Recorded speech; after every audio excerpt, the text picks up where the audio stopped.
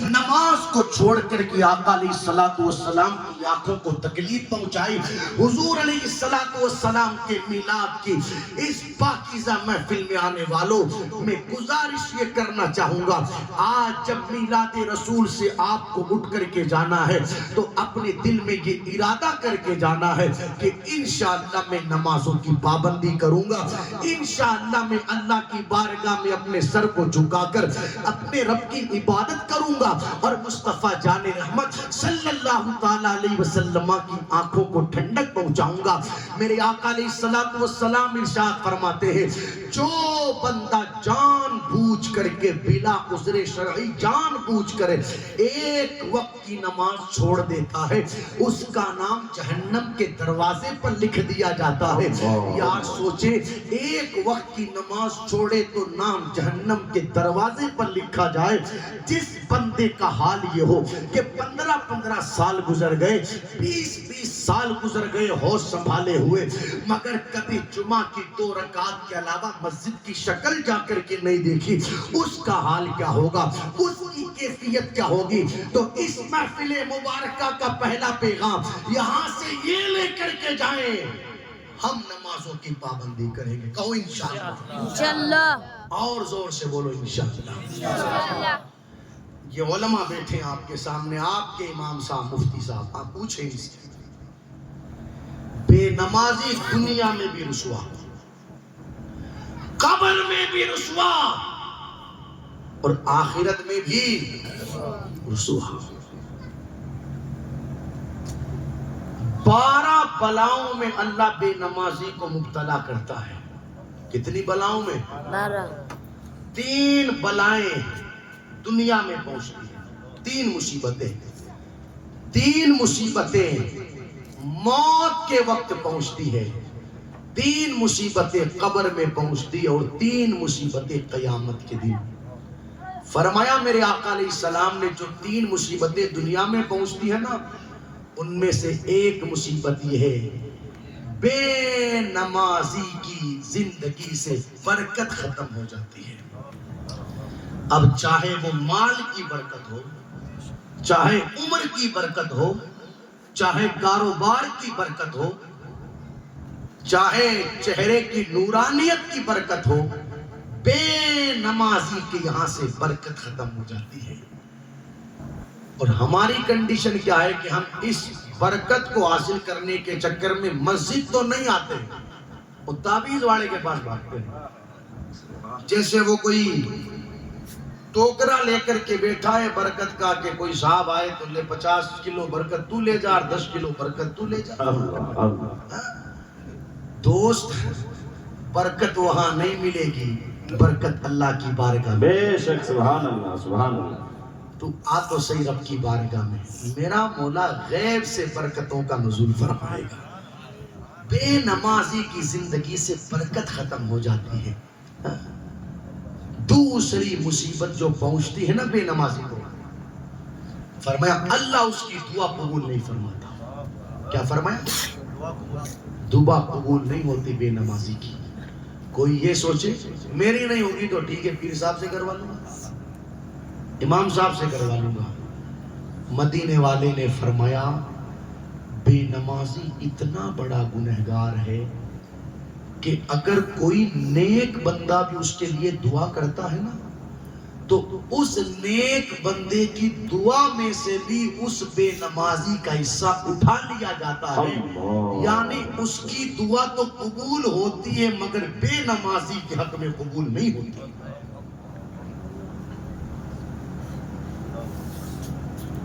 یہ کوئی کم مصیبتیں؟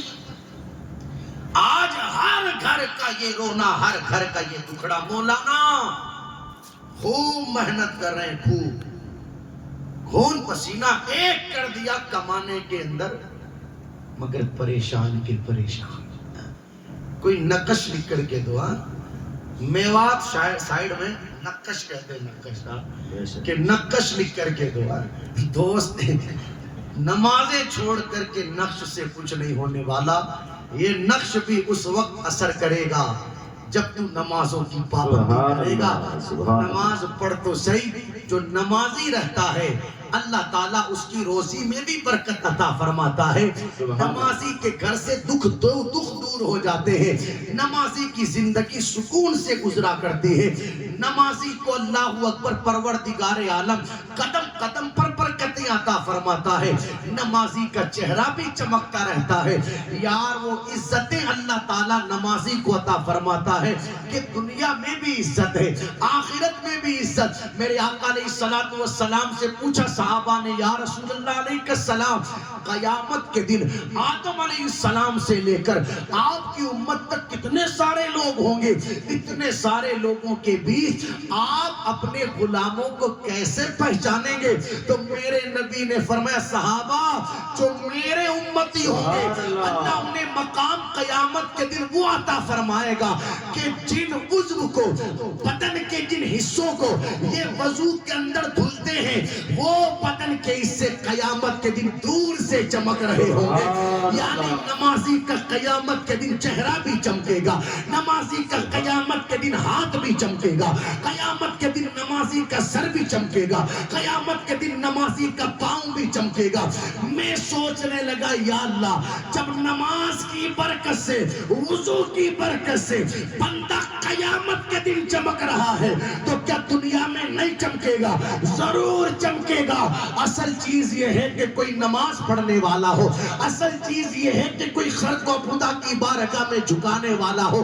دیکھو نمازیوں کی زندگیاں بھی چمکتی رہتی ہے اور مرنے کے بعد ان کی قبریں بھی چمکتی رہتی ہیں. سبحان اللہ, سبحان اللہ, سبحان اللہ. اس لیے پہلا پیغام نماز پڑھیں. کیا کریں؟ انشاءاللہ. زور سے بولے سارے لوگ انشاءاللہ. پڑھو دوستو پڑھو. دیکھو ایک بات سنو, نوجوان کئی میرے دوست یہاں بیٹھے ہیں, کوئی یہ نہ سوچے میں نماز نہیں پڑھتا. دیکھو بہت ہلکے سے یہ بات کہوں گا اور ہلکے سے ہی سمجھنا آپ کو. کوئی یہ نہ سوچے میں نہیں پڑھتا, یہ مت سوچ.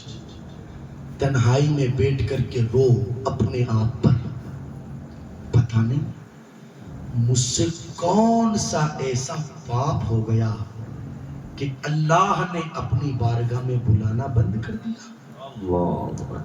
میری حیثیت کیا ہے کہ میں مسجد جاؤں؟ یہ تو اس کریم کا کرم ہے دوست, جسے چاہتا ہے بلا لیتا ہے. جب بلانا نہیں ہوتا, بات سچی رہے تو سپورٹ کرنا ورنہ چھوڑ دینا. دیکھو بلانا ہوتا ہے نا تو کیفیت یہ ہوتی ہے کہ اذان کی آواز سن کر کھیت سے بندہ مسجد آ جائے. بے شک, بے شک. بلانا ہوتا ہے, لیکن جب بلانا نہیں ہوتا تو صبح سے لے کر کے 1:35 تک مسجد کے چبوترے پر بیٹھ کر کے ہتائی کر رہا تھا, لیکن جیسے ہی اذان ہوئی یہ بھاگا. کوئی یہ نہ سوچے کہ میں نہیں جاتا. تو کیا جائے گا؟ تیری حیثیت کیا ہے جو تو جائے گا؟ رو اپنے آپ پر. پتہ نہیں کون سا گناہ ہو گیا, پتہ نہیں کون سی غلطی ہو گئی کہ اللہ نے اپنی بارگاہ میں بلانا ہی بند کر دیا. دیکھو سینوں میں اگر دھڑکتا ہوا دل لے کر کے بیٹھے ہو تو سننا. ایک بادشاہ تھا, اس بادشاہ کا ایک خادم تھا, بڑا نیک خادم تھا. پہلے بادشاہ بھی نیک ہوتے تھے, خادم بھی نیک ہوتے تھے. اب تو حکمراں بھی حکمراں جو ذمہ داران ہیں وہ بھی بدماش, ماتحت رہنے والے بھی بدماش ہیں.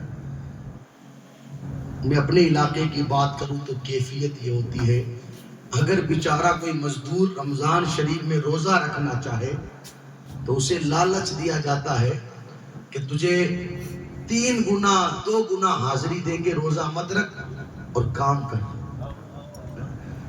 اس لیے کہ رمضان شریف میں اور دنوں کے مقابلے میں 12 بجے 1 بجے چھٹی ہو جاتی ہے, تو اب وہ اس لالچ میں کہ بھائی 1 بجے چھٹی نہ کر کے 1 حاضری تو اس کی پوری ہو گئی, شام کو 5 بجے تک اور کام کروا کر 1 حاضری اور پوری کروا دو, پھر 5 بجے سے لے کر رات کو 11-12 بجے تک 1 حاضری اور پوری کروا دو. اور یہ لالچ دیا جاتا ہے پیسہ 2 گنا ملے گا, 3 گنا ملے گا, کام کروانے والے بھی ایسے، کرنے والے بھی ایسے، چند روپیوں کے لالچ میں آ کر ماہ رمضان کے روزے چھوڑ دیتے ہیں۔ کس کام کا تیرا ایسا پیسہ استغفر اللہ جو اللہ کو ناراض کر کے تیرے گھر میں آتا ہے؟ کس کام کا ایسا پیسہ دوست جو رب رسول کو ناراض کر کے تیرے گھر میں آتا ہے؟ ایسا پیسہ تجھے نہ آج فائدہ دے گا نہ کل فائدہ دے گا، اور ایسے پیسوں میں برکت بھی نہیں ہوتی۔ کیا ہی بہتر ہو ہم کسی کے یہاں کام کرنے کے لیے جائیں، پہلی شرط ہی یہ لگا دے دوست، جی کھول کر دل لگا کر کے کام کروں گا، مگر اذان ہو جانے کے بعد سیدھا مسجد جاؤں گا۔ ہونا تو یہ چاہیے کام کروں گا جی لگا کر دل کھول کر، لیکن جیسے ہی اذان کی آواز آئے گی میں سیدھا نماز کے لیے مسجد جاؤں گا، یہ ہونا چاہیے۔ اور کام پر رکھنے والوں کو بھی یہ چاہیے، اس شرط پر کام پہ رکھوں گا کہ تجھے 5 وقت کی نماز ادا کرنی ہوگی، یہ ہونا چاہیے لوگوں کو۔ تو عرض یہ کر رہا تھا، وہ بادشاہ بھی نے اس کا خادم بھی، تو اس نے اذان کا وقت ہوا، نماز کا وقت ہوا۔ بادشاہ تو اس اعتبار سے نیک تھا کہ جب بھی خادم نماز کے لیے کہتا تو اس کو جانے دیتا، اس اعتبار سے نیک تھا وہ۔ اس اعتبار سے نیک نہیں تھا کہ خود بھی مسجد میں جائے، وہ خالی اس اعتبار سے نیک تھا۔ تو خادم نے کہا نماز کا وقت ہو گیا ہے، آپ کہو تو نماز پڑھ کے آ جاؤں۔ بادشاہ نے کہا ٹھیک ہے، سواری تیار کھڑی تھی، کہیں نکلنا تھا اسے۔ جب خادم مسجد میں گیا، سننا، وضو کیا، نیت باندھی، قیام کیا، رکوع کیا، جب سجدے میں پہنچانا تو اس خادم کا دل لگ گیا۔ کیا ہوا؟ دل لگ گیا۔ زور سے بولو، دل لگایا۔ دیکھو کہیں دل لگ جاتا ہے نا، پھر پتہ نہیں چلتا کہ 1 گھنٹہ گزرا ہے، 2 گھنٹے، 3 گھنٹے، پھر تو کیفیت یہ ہوتی ہے ٹائم ختم ہو جاتا ہے، دل نہیں بھرتا۔ ہمارا دل لگا کرکٹ کے میدانوں میں، ہمارا دل لگا بازاروں میں، ہمارا دل لگا دوستوں کی محفل میں، ہمارا دل لگا موبائلوں پر۔ یہی وجہ ہے 5 گھنٹے موبائل چلانے کے بعد بھی بندہ تھکتا نہیں ہے۔ اور یہاں بھی دعا کرواؤ جلسے کے بعد یا نماز کے بعد، 1 منٹ بھی پورا نہیں ہوا، کبھی ادھر کرے کبھی ادھر کرے، کمر کہ کب دعا ختم ہو، کیوں؟ وہاں تو 3 گھنٹے تو فلمیں دیکھتا رہا، 2 گھنٹے گانے سنتا رہا، 1 گھنٹے تک ماں بہنیں ٹی وی کے سامنے بیٹھ کر کے سیریل دیکھتی رہی، وہاں کمر اوپر نیچے نہیں ہوئی، کیوں؟ اس لیے کہ وہاں دل لگا ہوا تھا۔ اپنا اپنا مقدر ہے دوست، کسی کا دل نیکی میں لگتا ہے، کسی کا دل گناہ میں لگتا ہے۔ تو اس بندے کا دل سجدے میں لگ گیا۔ سبحان۔ دیکھو نماز تو کئی سارے پڑھتے ہیں، مگر یہ دعا کیا کرو، مولا کسی دن ہمارا بھی دل لگ جائے۔ کیا دعا کیا کرو؟ کسی دن ہمارا بھی دل لگ جائے، ہمارا بھی دل لگ جائے۔ اس خادم کا سجدے میں دل لگ گیا۔ اس دل کا لگنا تھا، کافی دیر گزر گئی مگر وہ مسجد سے باہر نہیں گیا۔ اب بادشاہ باہر پریشان ہو، یار اتنی دیر ہو گئی آیا کیوں نہیں؟ تو اس نے مسجد کے دروازے پر کھڑے ہو کر کے آواز لگائی، ارے کیا بات ہے، کس نے تجھے اندر روک لیا، باہر کیوں نہیں آتا؟ اب سنیے گا اگلا جملہ، کلیجے کو ٹھنڈک ملے گی۔ جب بادشاہ نے کہا نا کس نے تجھے اندر روک لیا، کیوں باہر نہیں آتا، تو اس خادم نے سلام پھیرا، اور سلام پھیرنے کے بعد جواب دیا، بادشاہ جو تجھے اندر نہیں آنے دیتا وہ مجھے باہر نہیں آنے دیتا، جو تجھے اندر نہیں آنے دیتا وہ مجھے باہر نہیں آنے دیتا۔ تو اب کوئی یہ نہ سوچے میں اندر نہیں جاتا، دوست تیری حیثیت کیا ہے کہ تو مسجد میں جائے؟ سوچ कौन सा ऐसा जुर्म हो गया है कि रब ने अपनी बारगाह में बुलाना बंद कर दिया है। इस महफिल मुबारका का बुनियादी पैगाम ये है, मर्द हजरात भी नमाज पढ़े और औरतें भी नमाज पढ़े। इंशाअल्लाह। औरतें घरों पर नमाज पढ़े, मर्द मस्जिद में नमाज पढ़े। इंशाअल्लाह। समझ में आ रही है मेरी बात? हाँ? किसी दिन सोने से पहले अगर किसी का नेट खत्म हो जाए ना, नेट 19 का रिचार्ज तो वो ऐसे तड़पता है जैसे गोली लगने के बाद कबूतर तड़पता है। कभी किसी के पास जाकर के हॉटस्पॉट जोड़े, कभी किसी के पास जाकर के वाईफाई जोड़े हैं। और अगर ज्यादा टाइम बच गया है, शाम को 4-5 बजे ही पूरा हो गया है, तो फिर 19 रुपए का रिचार्ज भी करवा लो। अभी टाइम बहुत पड़ा है, करेंगे क्या?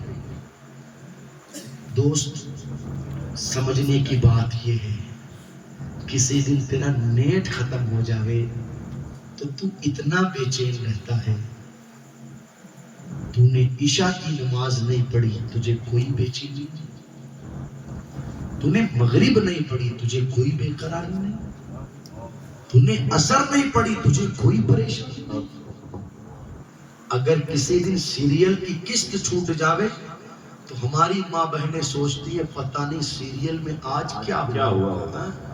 वो दूसरी औरतों से पूछती है, अरे यार मैं किसी काम से फला जगह चली गई थी, वो सीरियल में हुआ क्या? बड़ी परेशान रहती है। मगर मैं माँ बहनों से गुजारिश करूंगा, सीरियल की किस्त के छूट जाने पर परेशान रहने वालियों, आज 15-15 साल से रब की बारगाह के सजदे छोड़ करके बैठी हो, तुम्हें कोई परेशानी नहीं, तुम्हें कोई टेंशन नहीं। मेरी माँ बहनों, नमाज पढ़ो, नमाज खुद भी नमाज पढ़ा करो। देखो, जब माँ नमाज पढ़ेगी, माँ कुरान पढ़ेगी, तो जो काम करते हुए बच्चे माँ को देखेंगे, बाप को देखेंगे, वही काम बच्चे करेंगे। अगर ये मेरी बात गलत रहे तो किसी दिन आप करके देखना। दोस्त, क्या आपने नहीं देखा जब माँ घर के अंदर गेहूं साफ करती है तो छोटे छोटे बच्चे माँ के पास आकर के बैठ जाते हैं और वो भी गेहूं साफ करने लग जाते हैं। माँ कपड़े धुलती है तो छोटी बच्ची आकर के माँ के पास बैठ जाती है और वो भी कहती है मैं भी कपड़े धुलूंगी। माँ रोटियां पकाती है तो छोटी बच्ची आकर माँ के करीब बैठ जाती है और वो भी कहती है मुझे आटा दे ताकि मैं भी रोटी पकाऊं। पता क्या चला, घर में जो काम माँ बाप करेंगे वही काम बच्चे करेंगे। लोग रोना रोते हैं, मौलाना थक गए इस बच्चे से, ये इतना जिद्दी हो गया मोबाइल का कि खाना खाए तो मोबाइल देख करके खाना खाए, नाश्ता करे तो मोबाइल देख करके नाश्ता करे।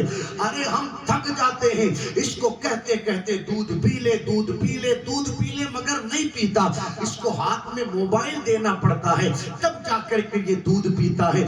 स्कूल का काम भी नहीं करता, इसे मोबाइल का लालच दो तब जाकर के ये स्कूल का काम करे। लोग कहते मौलाना करे क्या, बड़े परेशान रहते हैं। मैं कहता हूं दोस्त, इस परेशानी का तू दुखड़ा क्यों किसी के सामने रोता है? ये कसूर किसी और का नहीं, ये तेरे हाथों के करतूत है। जब से बच्चा पैदा हुआ है तब से लेकर के अब तक तूने किया क्या है? वो कौन सा टाइम था कि जिस टाइम तूने, तेरी बीवी ने घर में बैठ करके मोबाइल ना चलाया हो, जिस वक्त तूने और तेरी बीवी ने बैठकर घर के अंदर मोबाइलों पर गाने ना सुने हो, सीरियलें ना देखी हो, व्हाट्सएप, फेसबुक, यूट्यूब ना चलाया हो, तो जो काम करते हुए तेरे बच्चों ने देखा है अब वही काम तो बच्चे करेंगे। हर वक्त उन्होंने माँ बाप के हाथ में मोबाइल देखा, हर वक्त माँ बाप के हाथ में मोबाइल देखा, हर वक्त माँ बाप के हाथ में मोबाइल देखा, तो उन्हें मोबाइल ही का तो शौक चढ़ेगा। काश के बच्चों ने माँ बाप के हाथ में मोबाइल ना देखा होता और रब का कुरान देखा होता। काश के बच्चों ने माँ बाप باپ کے ہاتھ میں موبائل نہ دیکھا ہوتا، مسلح دیکھا ہوتا، کاش کے بچوں نے ماں باپ کے ہاتھ میں موبائل نہ دیکھا ہوتا، تسبیح دیکھی ہوتی، کاش کے بچوں نے کبھی باپ کو وضو بناتے ہوئے دیکھا ہوتا، کبھی ماں کو وضو بناتے ہوئے دیکھا ہوتا، کبھی باپ کو سجدہ کرتے ہوئے دیکھا ہوتا، کبھی ماں کو سجدہ کرتے ہوئے دیکھا ہوتا، کبھی باپ کو درود پڑھتے ہوئے دیکھا ہوتا، کبھی ماں کو درود پڑھتے ہوئے دیکھا ہوتا۔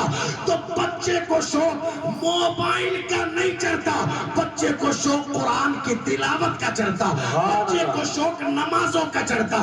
کیا دنیا نے نہیں دیکھا بابا فرید نے اپنی ماں کو موبائل چلاتے ہوئے نہیں دیکھا؟ جب بھی دیکھا تو نماز پڑھتے ہوئے دیکھا۔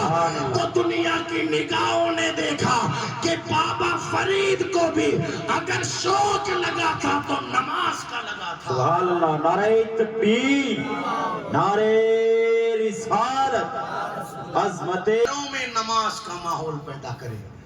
کیا وقت آیا یار، بچی اتنی سی ہے، کتنی سی، اور موبائل اتنا بڑا ہے۔ کئی بار تو دیکھ کر سوچتا ہوں یا اللہ، جس کے ہاتھ میں موبائل ہے اس سے بڑا دو، اس بندی سے بڑا دو اس کا موبائل۔ استغفر اللہ سے بات، استغفر اللہ۔ گھروں میں نماز کا ماحول بنائے، دینی ماحول بنائے، پہلا پیغام، ٹھیک۔ دوسری چیز یہ ہے دوست، میرے آقا علیہ الصلوۃ والسلام نے ارشاد فرمایا، میری آمد کا جو مقصد تھا وہ یہ تھا، وَيُعَلِّمُهُ الْكِتَابِ۔ اللہ قرآن میں فرماتا ہے میرا محبوب تمہیں قرآن کی تعلیم دینے کے لیے آیا۔ کس کی تعلیم؟ زور سے بولیں۔ دیکھو قرآن کی تعلیم اگر پاس میں ہوتی نا تو سارے مسئلے حل ہو جاتے۔ ماں باپ کا ادب نہیں، کیوں؟ قرآن کی تعلیم نہیں۔ حلال حرام میں فرق نہیں، کیوں؟ اس لیے کہ قرآن کی تعلیم نہیں۔ چھوٹوں پر شفقت نہیں، بڑوں کا ادب نہیں، کیوں؟ قرآن کی تعلیم نہیں۔ علماء کی عزت نہیں، کیوں؟ اس لیے کہ قرآن کی تعلیم نہیں۔ اچھے اخلاق نہیں، کیوں؟ اس لیے کہ قرآن کی تعلیم نہیں۔ آپس میں محبتیں نہیں، بھائی چارہ نہیں، کیوں؟ اس لیے کہ قرآن کی تعلیم نہیں۔